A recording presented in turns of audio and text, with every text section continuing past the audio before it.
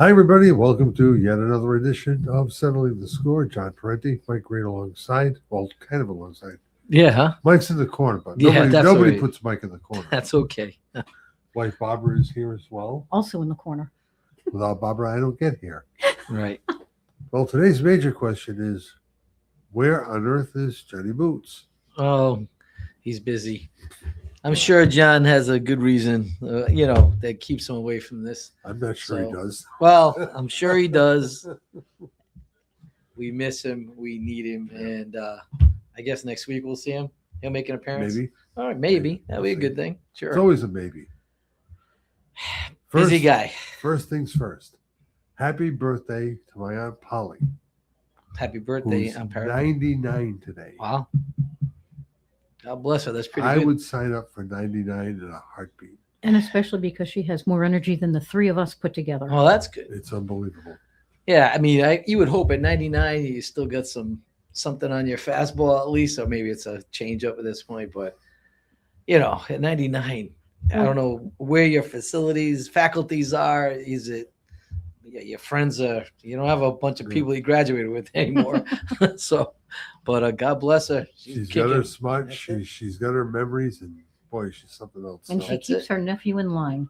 yep. Yeah, sure. Even now, Good. As well someone should.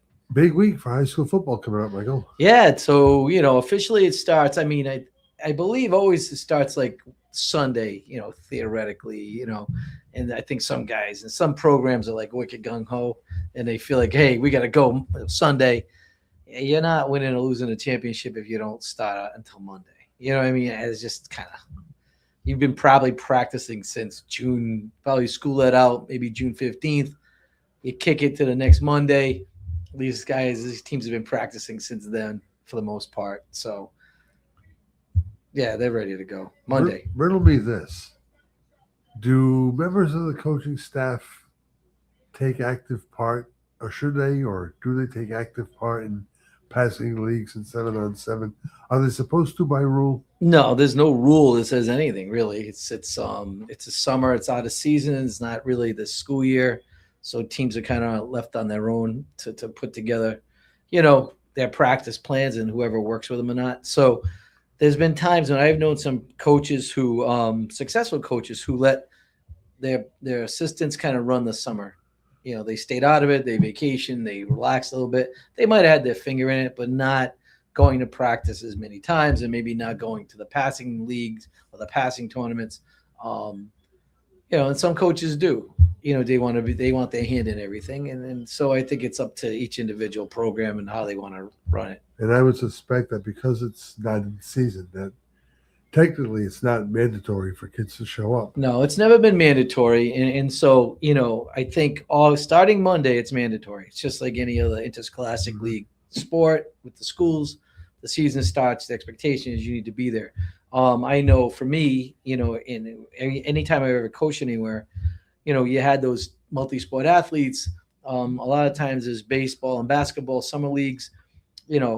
Go for it. If you want to play baseball, you enjoy it. We're not going to make you come to 7-on-7 passing league, and we're doing things that you might never have to do anyways during the season, as far as what we're running just to win a passing game. So, take your time.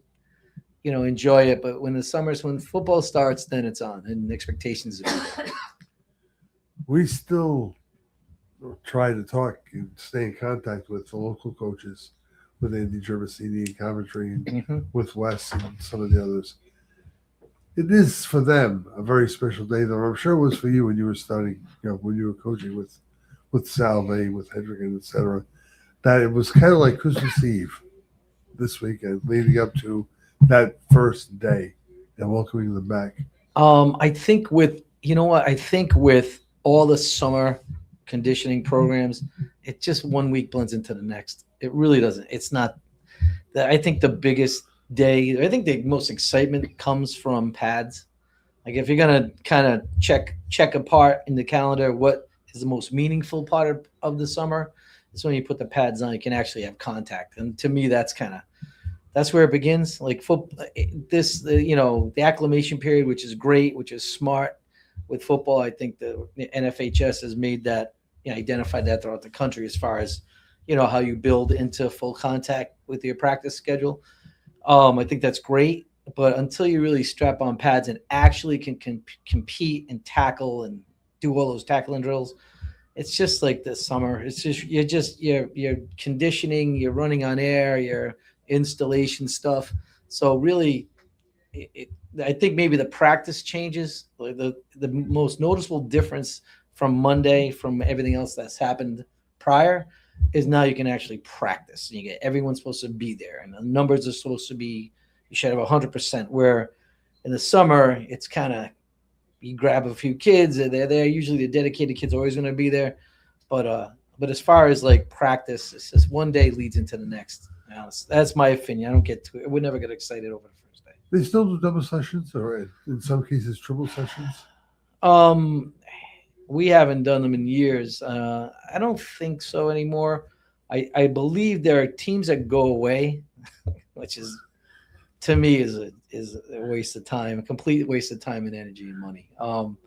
But they go away, and they do. They'll have a field. They still have to follow rules as far as contact, and so they're not trying to hide it. I would hope. But you can meet with the kids all day. So as long as you give them a break and water break and rest break and food, I mean, there's a period of maybe a contact, and then the next periods that day have to be something that's not intense. Is there a prescribed first day of pads, or does it depend on school? What do you mean? First day in pads. So I think it's 5 days helmets or 3 days helmets, then a few more days of helmets and shoulder pads, and then maybe by I want to say day 6, day 7 is full. So, but once you put shoulder pads on, there's contact. You're not taking kids to the ground, but you really should be taking kids to the ground anyways. When we go full pads, it's a safety issue because now in case you do fall, you're geared up. So it does help, full pads. It's not only football on Monday; it's soccer starts. Is Correct? it? No, usually they get football a week in advance. So when football starts, it might be wrong. I don't know. Don't be offended, but I wasn't paying attention. Okay, we're right at the back. I was talking. Typically, football has, because of the acclimation week, starts a week earlier than all other sports. So I would say, maybe the following Monday. So soccer, girls volleyball. Yeah, those non-contact type sports with, What else is in the fall? Oh, you have cross country, you have soccer, boys and girls, you have field hockey, girls, cross country, volleyball, girls. Yep. Not flag football yet, though. Want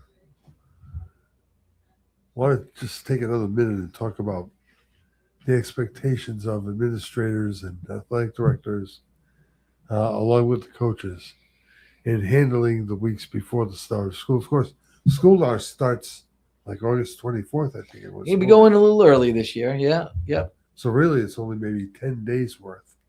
Yeah. It's crazy. It is what it is. It's okay. I'm going to school all the time anyways, so now there'll be more people. Most administrators do, right? Yeah, for the most part. Yeah, we're busy all summer. Just getting things ready, closing some loops from the year before, and then getting things ready for the year to come. So is there ever any discussion, I guess it'd be between the ADs and the coaching staffs before getting together in an enclave and letting them know the expectations? Yeah, I think, most athletic directors will have a coaches meeting, a fall season coaches meeting where they, review expectations. Typically it is, there's always been an administrator there just to be supportive. However, not necessarily trying to, take the driver's seat in the conversation, because ultimately it's, the athletic director is the boss, because it's the athletic program. So, most schools do that, and they usually have the principal, alongside just just as a show of support. They even do that at the next level because I know that back in the Johnson Wales days, I would be spending this time welcoming the athletes back from all over the country, all Yeah. over the world, and it's a little bit different at the college level. Yeah, sure. Which I'm It sure seems you remember exciting. when you were at Salve. Yeah, well, the Salve, we were coaches, so we just kind of like we coached, and we didn't really rub elbows. The AD was Del Malloy. I don't know if you know Del Malloy. Very well. Didn't Del come from Wheaton? Yep. He came from an all-girls school, which God rest his soul, Arthur Bell, who was a football coach back then, would remind him, you don't know what it's like to have a program where there's football, and so sometimes philosophically there was some different, I'm sure. disagreements. That was always fun with Arthur. So we coached, and then it was a great experience. I think coaching in college, especially this time of the year, is the best part. Quick turnaround for Molly, and we'll bring her into the conversation once again. And she's still asleep. She's got fall ball coming.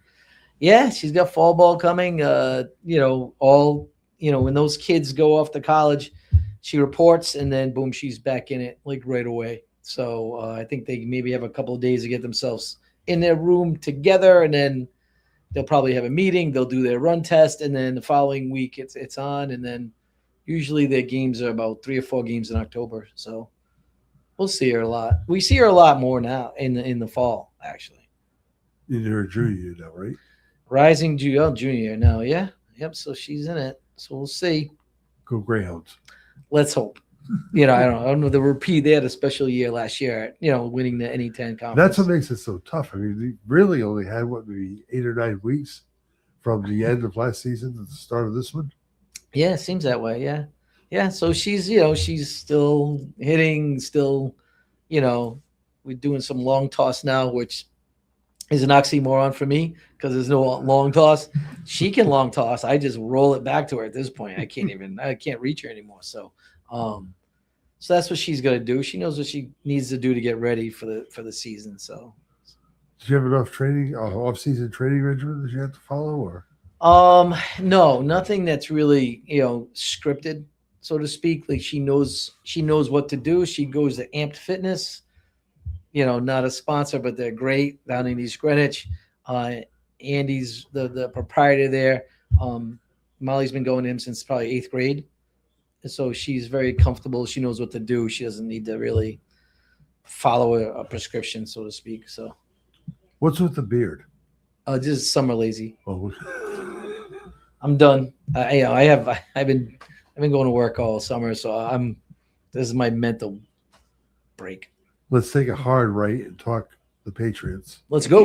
the Colts. Let's go. Sat on my deck, put the TV outside, I'm sure had a you cigar. Finally, it rained. So I actually sat in there. Everything was like I took the cushions in early, brought the cushions out, sat down. Everything else is soaking wet. What'd you like? What'd you dislike? I don't know if there was anything really that I would say I liked and disliked. It was just good to watch football. Watching. I'm not impressed until you can, put together multi-game, multi-seasons type of dominance. Right now, it's everyone's going to win the Super Bowl no matter what. Watch NFL Network. I love this part of the year for NFL Network. And everyone's going to win. Only 2 teams are going to make it. So out of all the 32 teams, 30 teams are going to suck. So You're right.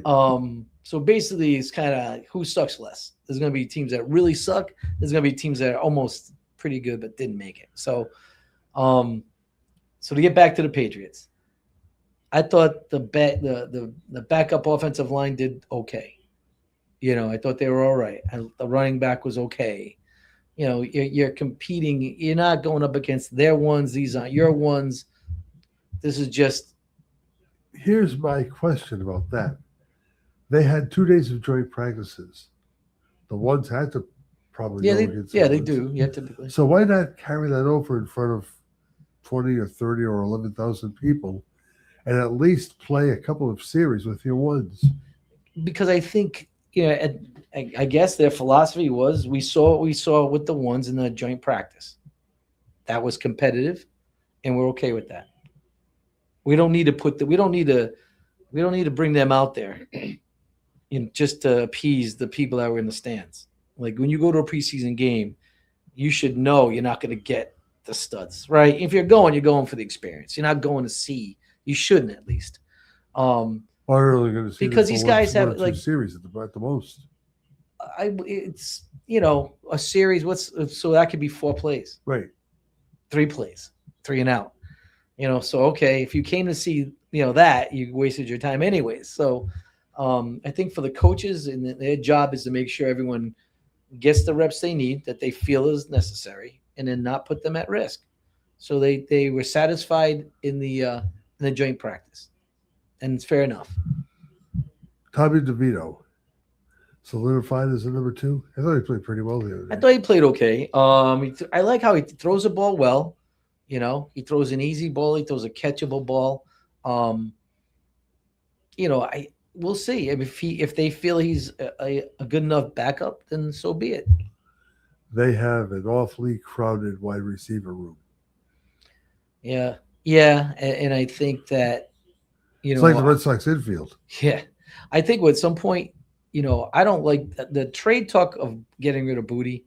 To me, I think he's one of your best long field, downfield people you got, really. So I don't know if I'd really trade him. I think it's more contractual than anything. I think this is his last year Yeah, under his contract. And, then you're talking free agency. Do you move him now and get something in return? Do you get some draft chips?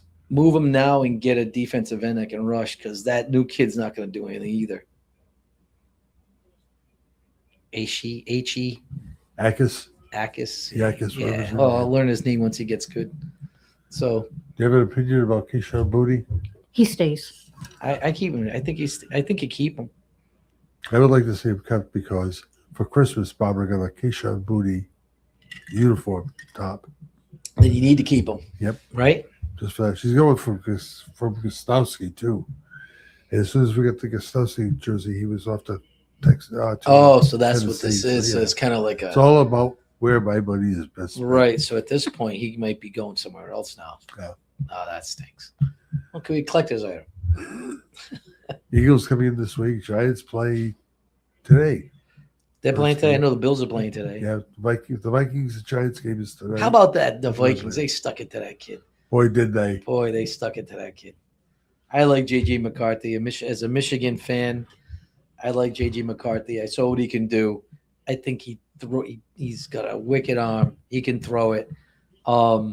I think, he needs more seasoning, and that's fine. But this Murray kid's a bum. He's always been a bum. So now you're going to bring him in. I Did he think bring that's the Cardinals to the promised land? yeah, Do you really? remember that? Yeah, no. No, I don't either. No, he doesn't. He should have stayed with baseball. I But think you're right. he's McCarthy. they stuck He it to him. gets As soon as they scored. brought him in, you knew he was done. You could Yep. you could throw BBs for the rest of the training camp. You weren't gonna be the starter.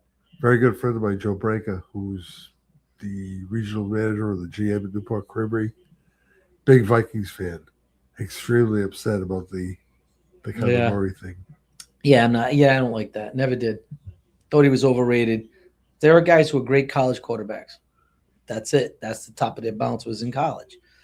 Because they were the better athlete on the field. Now you're not. You're one. Look at Tua. Like, how many times are you going to throw that guy out there until someone in his family has the brains enough to tell him you're one hit away from being in a wheelchair, Yep. not remembering your kids' names.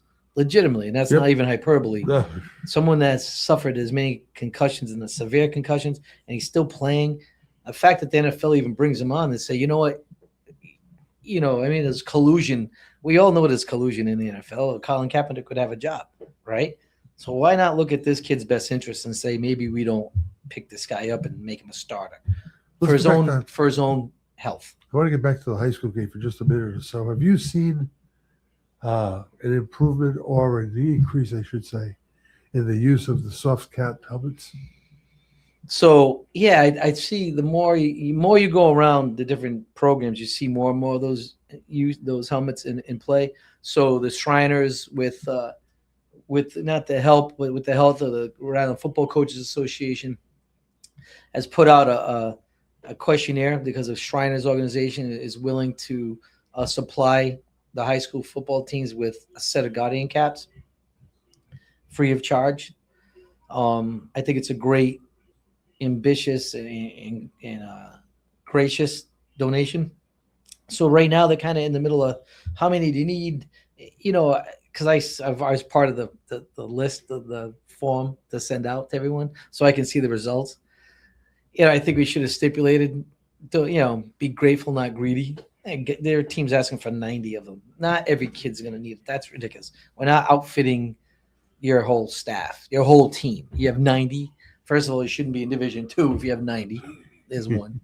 And that team, I don't know who listens, but they know who they are. If they look, you got 90 kids and you're asking for those. So I think the realistic ask is maybe 30, just so you can have extras and your scout team can wear them, or either offensive scout team, offensive, the scout teams, so those kids that just in case, and then the school colors, because NFHS rules state that the uniform all has to be the same color. So if your helmet's black and orange, you can't have white out there, because even though it's a guardian cap, so they'd be out of uniform compliance. So that's the move. I don't know where it's landed yet. I know that coaches had their chance to ask, put their order in, and I really don't know. But it's not a mandate thing. It passed the House, but didn't pass the Senate, and so it's not a mandatory thing, which I don't think it should be.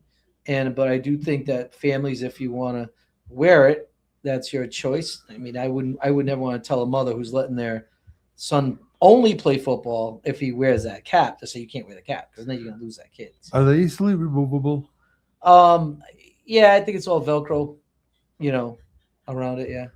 So if Johnny Jones is playing wide receiver, Billy Smith wants to come in, It depends how. Yeah. If it's very universal color and there's no numbers on it, like the NFL, you look at theirs, their guardian caps have the numbers on it, has the team logo on it. It's a little more intricate, obviously, for the NFL.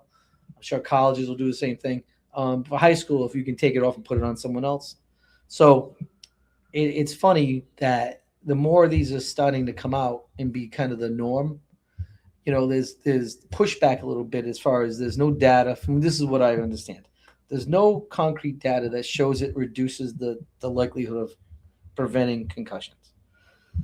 The helmet companies, because they don't make them, are trying to say, well, in essence, you're altering the helmet, which means you void some of the safety, assurances that come with the helmet. Now, if Rydell and Schutt made guardian caps, I'm sure that wouldn't be the they'd be point. singing a different tune. They wouldn't, right? Exactly, because basically what you're saying is we need to put this on your helmet because your helmet's not safe. So that's kind of the unintended narrative when you look at it like that, right? So, so the helmet companies aren't overly ecstatic about it. So, Or you would think it would behoove them to do something additional on the inside, padding for protection.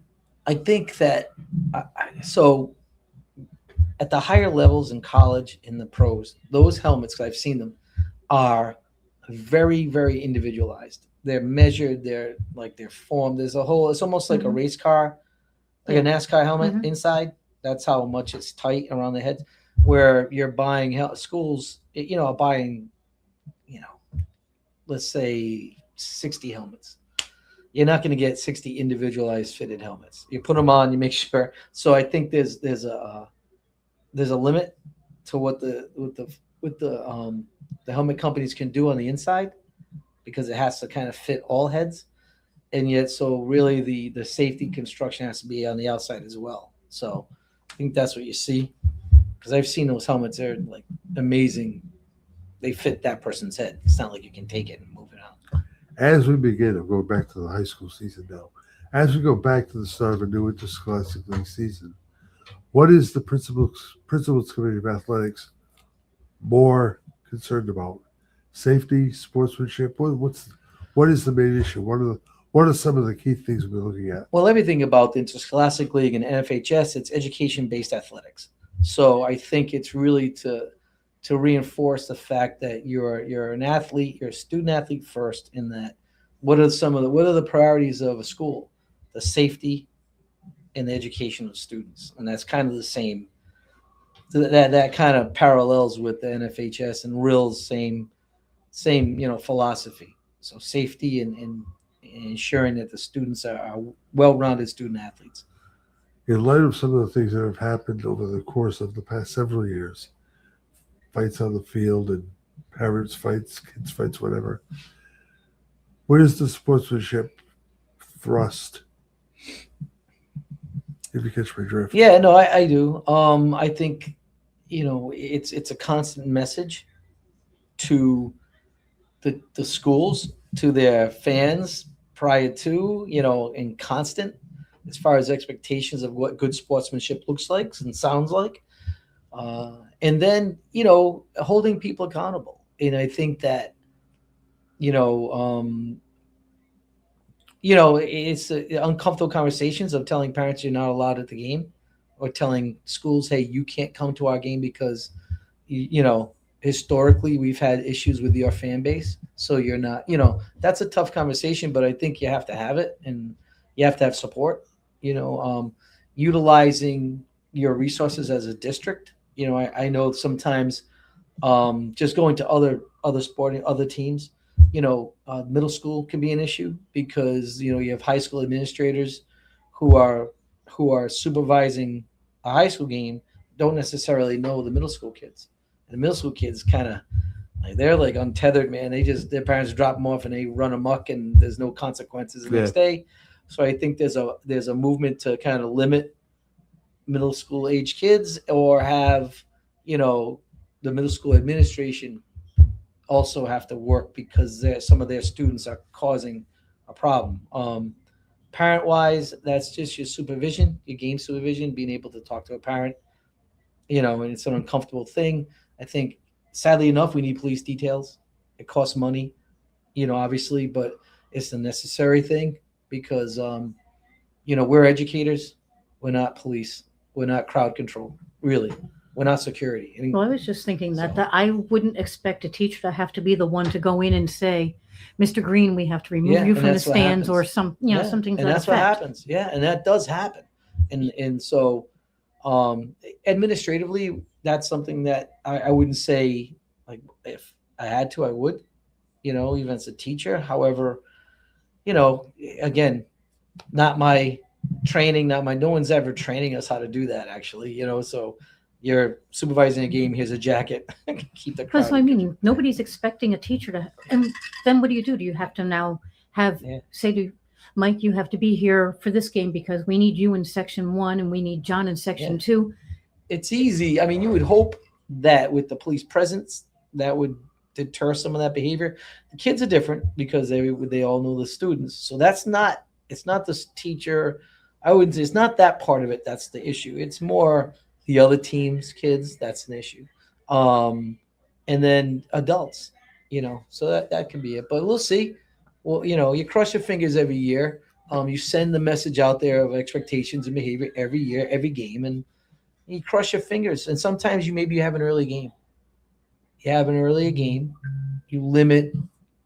Sadly enough, you limit the time that people spend maybe pre-gaming before the game, and they become a little feisty. And this is not anything to do with West Warwick or anything else. I've coached in a lot of places.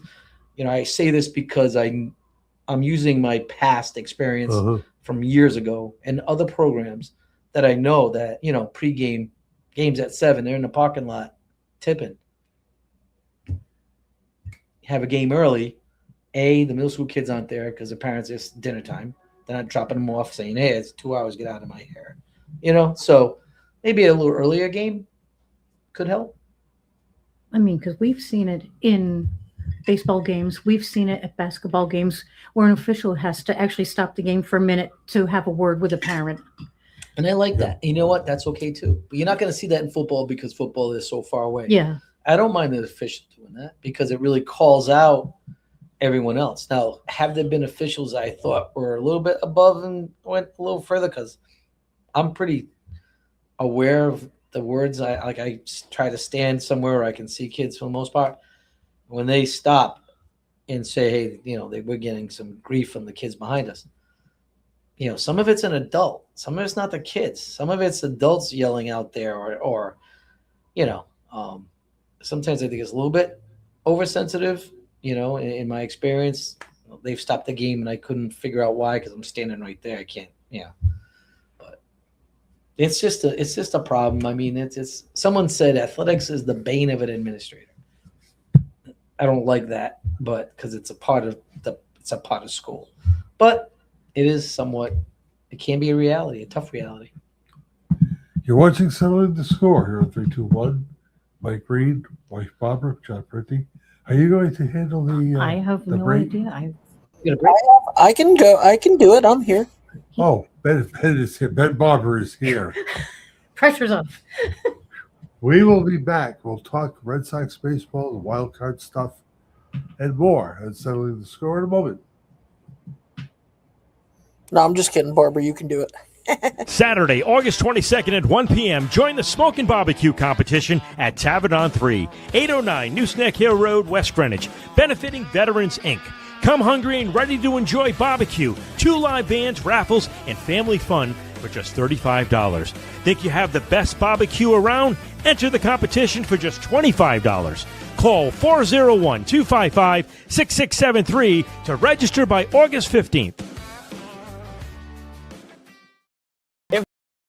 If it's a truck you're looking for, we have it here in stock at Sandy Motors. From Chevy, Ford, Ram, Toyota, Hyundai, and more. Check out all our truck selection in person or at sandymotors.com. With easy, flexible financing, you can drive home today. Sandy Motors, where we make car buying wicked easy. Since 1974, Bill's Place has been serving up great times and unforgettable food. From family celebrations to post-game meals, it's the spot Kent County calls home, right on Main Street in West Warwick. Bill's Place has been part of the community for over 50 years, and it just keeps getting better. Come see what everyone's been raving about. For takeout, call 401-828-2300 or visit us online at billsplaceri.com. Bill's Place, where tradition meets great taste. We have been family owned and operated for 27 years. We do specialize in European vehicles. We're an alternative to the dealership. We are transparent and honest. We provide a digital vehicle inspection, complimentary shuttle services to your home, elite auto repair, building relationships for the road ahead. I'm Dr. Devin Barley. I own Greenwich Bay Chiropractic right on Main Street in East Greenwich. We are a chiropractic office that offers services like therapeutic exercise, as well as non-surgical spinal decompression therapy. Even if you're dealing with a chronic health issue that you just kind of say it is the way that it is, there are so many people that we've been able to help who thought that they didn't have any other options. If you're dealing with things like arthritis, headaches, low back pain, disc injury, pain down your leg or your arm due to a disc injury, those are great cases for us, and those are people that we've been able to help quite a bit. The Pizza Nomad is pizza, grinders, salads, pickings, calzones, flats, specialty pizzas, and more. Pizza Nomad. Eat life to the fullest. We've told you for years that AJ's Restaurant is Kent County's go-to spot for great breakfast, lunch, and takeout too at 828-4160. And now you'll find more parking, mere steps from the back of the building to AJ's front doors. AJ's. Plenty of those world-famous home fries, plenty of parking, and as always, popular for breakfast, popular for lunch. 1365 Main Street, West Warwick. We've been telling you for years that Copycats is your convenient one-stop location for prompt and professional printing services. But Copycats is so much more. From office equipment, sales, leasing, and rentals to service and supplies. For all makes and models of copy machines and printers, it's Copycats. For high-speed color copies, business cards, carbonless form brochures, and invitations. If it's gotta be printed, it's gotta be Copycats. For window and magnetic signs, yard signs, truck lettering, and full-color graphics, you'll find them all at Copycats. And for silk screening and embroidery, shirts, hats, hoodies, polos, and more, it's Copycats. Copycats? Yes, Copycats, your one-stop shop for all your business needs. Call 401-828-2830 or visit Mike Seltzer and his team of experts today at Copycats, 440 Providence Street, West Warwick.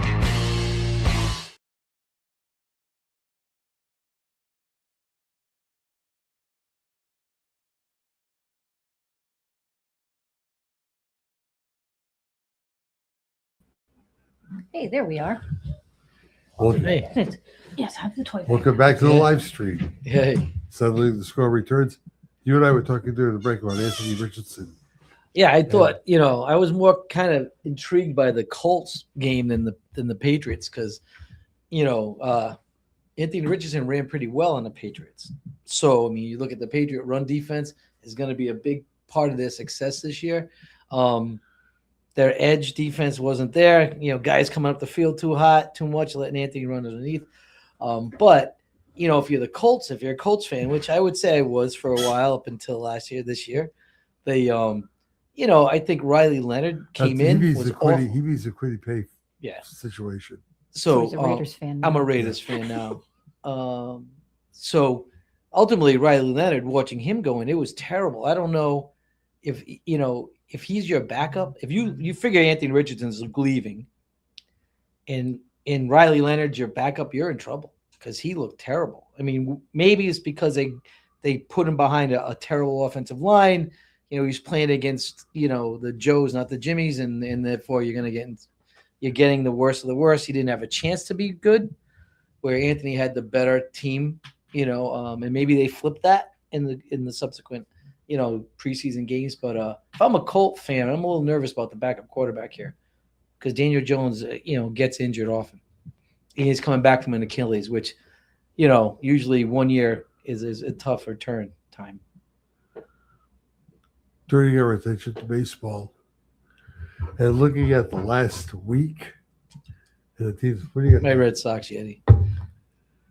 Yeah, all right. So they came back to reality, right? They came back to the team we saw them play. You can't expect them to do what they do. No, you can't. You were playing. You were playing unconscious, is what we call it, right? You're playing on. You don't even know what you're doing. Playing on house money. Yeah, and you're doing it. You don't even know what you're doing. You haven't really woke up and say, "Oh my God, we made that play."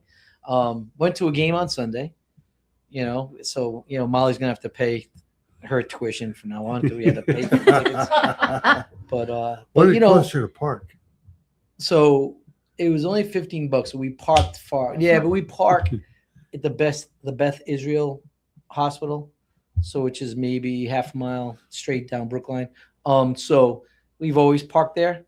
It's easy in, easy out. There's no traffic. It's just you got to commit to a little bit of a walk, and it's fine. It's $15. Someone told me about it years ago, and we've done it ever since. Great play. It was a great experience, even though it was, you forget about how much money you paid when you're there because really the whole atmosphere and everything about it is just fun and enjoyable. And we had all four girls went, which was amazing to put all four of us in the same spot at the same time.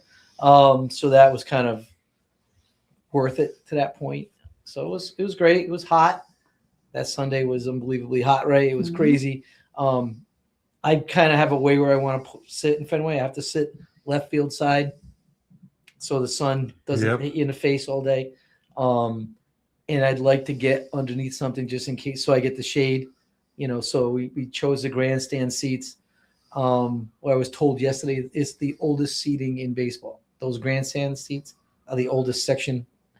And it feels like that because, man, I'll tell you what. Took you a couple days to recover. I had the aisle seat so I could spread out a little bit. They've never replaced the chairs? No, there's still those wooden slat chairs. The seats are like this big. It's uncomfortable as hell. You just about seat the fourth graders at Hogan School comfortably. Yeah, it's brutal. Yeah, but you have the awning over you, so if it rains, and you're always in shade. If I would sit in the loge seats, if I had my druthers, I would just take them and then wait for the afternoon sun to cover you because that's what's going to happen anyways. Great experience. So that game, to speak of their trials and tribulations, it was errors. To the first pitch, they, leadoff hitter jumped all over. I forget who it was. I don't know if it was Beckett that was pitching. Bennett was pitching maybe. Jumped all over him. Then they bunt. He plays it slow, plays it lazy, crappy throw, goes in the outfield. And that's how it started. Contreras, played, threw a ball in the outfield on trying to turn to make a play on a force to second, ends up throwing the ball into the outfield. Duran is a mystery every now and then. In left field, he misplays a ball hit right at him, and he's chasing it into the corner. So in that game, there were 4 crucial plays that led to their loss that you can actually identify. Lack of hitting the top of the order was 0-4. you stand and you look at, the stats and the lineups. There's 7, 8, 9 hitters, only one hitting. That's it. So you're not going to win like that. You're not going to win like that. What do you? Sorry. Go ahead, Ben. I just have a question. What do you think about the chemistry issues of they went on this run with a bunch of backups, a bunch of my nephew went and got a bunch of pictures with the team, and he got a picture with literally the entire starting lineup. And when I asked people hey, who's this guy and who's this guy, and there were some even Dan LaBelle was I don't know who some of those people are, just by seeing their face without their jersey on. But they all were stepping up, and now that people are getting healthy, and coming back and taking some of those spots, do you think that maybe some of the players that stepped up and have been doing really well during this stretch are, looking over their shoulder going oh, hey, Trevor Story's almost back. Hey, Siegler's not playing second every day now. And you know what I mean?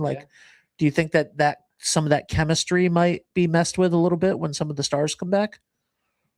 I think, that's definitely something that's going to happen, because when someone like Story does come back, what do you do? Trade him. I'm kidding. Yeah, it's past the deadline. I think he sees that. Yeah, I think he sees that. I think I said they were playing unconscious for a while, and they finally woke up and realized. I think that there's ignorance is bliss when those young guys have nothing really. This is all new for them, and this is wonderful experience, and they're just riding on a high. So this is all adrenaline based, all the success, and now the adrenaline starts to subside, and okay, now let's get back to baseball, and they did this losing streak they had. They reverted back to bad base running, not being patient at the plate, terrible, run costing errors. They were doing everything they were doing. So what's the real Red Sox team? The team that we saw in the beginning of the season, or the team that was able to turn it around and had that historic run? Where's the real team there? Where are you? Because you're kind of like Sybil right now. To that point, is it Chad Tracy's job to right the ship, or do the players have an accountability saying, hey, look what we did. We were 31-5 during a 36-game stretch. And now look at us. And I brought the standings over. Excuse me. They've got a 5.5 game lead in a wild card spot, which isn't bad. However, between that 5.5 games, you have 1, 2, 3, 4, 5 teams chasing Detroit, which currently has the number 3 spot. Is it a question of we need to right the ship, or is it a question of, well, everybody's beating each other up?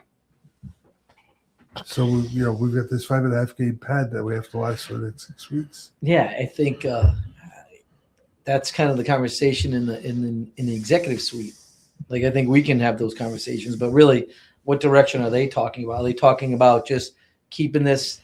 We make the playoffs. No one expected this. This is great, and maybe we catch lightning in a bottle in the first round, and we play like we're capable of playing. We definitely play tough teams better than the bad teams. Oddly enough, for some reason we do well against the top tier teams. Or are they trying to right the ship? I think really it's just bad defense. The things that they control, the defense and being patient at the plate. They're pressing. They're trying to hit home runs where they're not. They were never a home run hitting team. We knew that, and all of a sudden they turned into it. But think that's kind of a dangerous, slippery slope. Can we all start trying to hit home runs to win the game? Everyone wants that. I want to win the game this week, because if you remember, it was always someone different that was winning the game for them. It's right? That was a different. And so now it's, well, I want to be the guy now. Do I want to try to hit the home run? All right. So, I think if you're the coach, I think you just have to everyone take a breath, calm down. What did we do well? We played great defense, and we were patient at the plate. We got our hits when they came. We took timely hits. Let's get back to that, because those things you can control. You really can. I mean, the bad defense, that there's no excuse for some of the errors they committed during this loss. And then yesterday was just the pitching. He didn't have it. Bennett did not have it. He was getting shelled. But the game they won, Durbin comes up. They had so they showed glimpses of what they were, right? With Durbin having that grand slam. So it was totally pitching with a 1 run totally, what a Great That was job. a great performance. Great performance. Yeah, great performance. The kids got He's a rookie. Yeah. 23 years old. Jesus. And he basically had to be their race. He looks like a 55-year-old man. He looks like Rod He is Beck. kind of a- Yeah, he looks like he could be Rick Rude's son. Talk about wrestling. He's much thicker than Rick Rude ever Yeah. was. What did I tell you the other day? Size-wise, he reminds me of Bob Stanley. Yeah. He's a big cat. He's a big cat. So With big, thick figures. yeah, I mean, you know, they're not I love his energy though. Yeah, you need that. And I think Boston loves that. I mean, I think we need those energetic young people. You know, we need something to we need that iconic athlete. Yeah. That kind of like a David Ortiz, like a Kurt Schilling, even though Schilling's kind of funky. You know, I think you need that kind of personality out there. And I think Durbin's that way. I think Contreras is like that. I think people are getting tired of Duran. I think we are. I think that maybe the clubhouse likes him because he must bring something we don't see. But I think we have Duran fatigue, you know, because you want to like him. You want to think he's a gamer. Everything that comes with him is a little bit like too much. I don't need.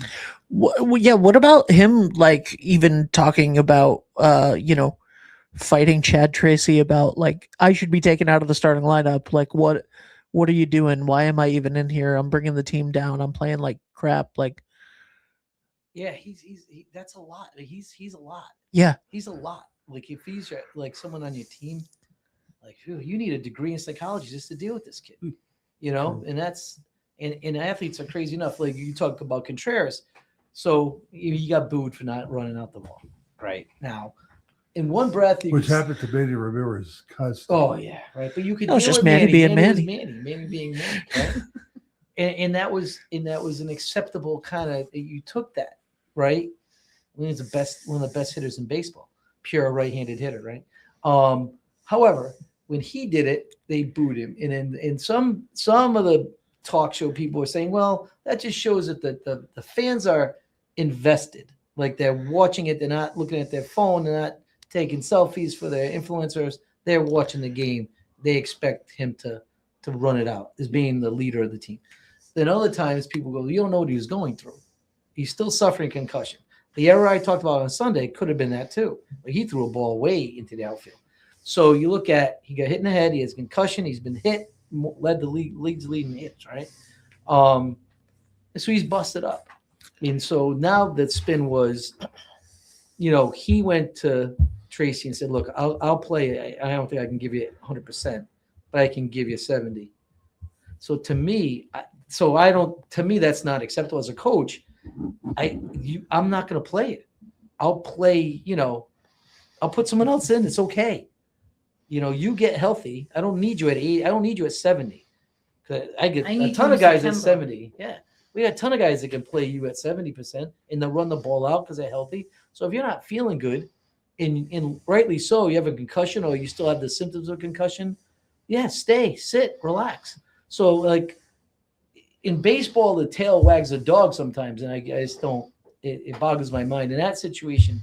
If that's true, it feels like the tail's wagging the dog in the Contreras situation. Rutschman's got to help. Absolutely has to help its team. Yeah, in time. Yeah, sure. Well, what about the chemistry? I mean, like you hope that the chemistry fits. Well, word has it that he's a chemistry guy. Well, that's good. But also the you know, I think that, you know, you were talking about sports psychology behind all of this. I think that that's the, you know, I think that that's what we're seeing. Like, who's the real Red Sox? The Red Sox that started the season abysmally, and you know, everybody was calling for new ownership and then this magical run. But then when you have these young guys who nobody expected to do this, right? And you go on, it wasn't just a 15-game win streak. It was 31 wins over a month and a half, right? Over 36 games. So you take this long win streak, and now all of a sudden you have a month and a half of everybody talking about it. You swept the Dodgers. Like, you're doing all of this incredible stuff. Now, all of a sudden, you see this like microcosm of a change within a season to the point where now people are like, well, you know what? You could go to the World Series and sweep the Dodgers. Like, we now believe that that's a possibility. And then all of a sudden, if you're these young players on this team, you're not necessarily that plucky underdog anymore. Even though you are, the psychology of it can change just from one month to another. And maybe going on a little bit of a losing streak, being a little bit more in a slump again, will actually help them, and it'll be like a rubber band situation.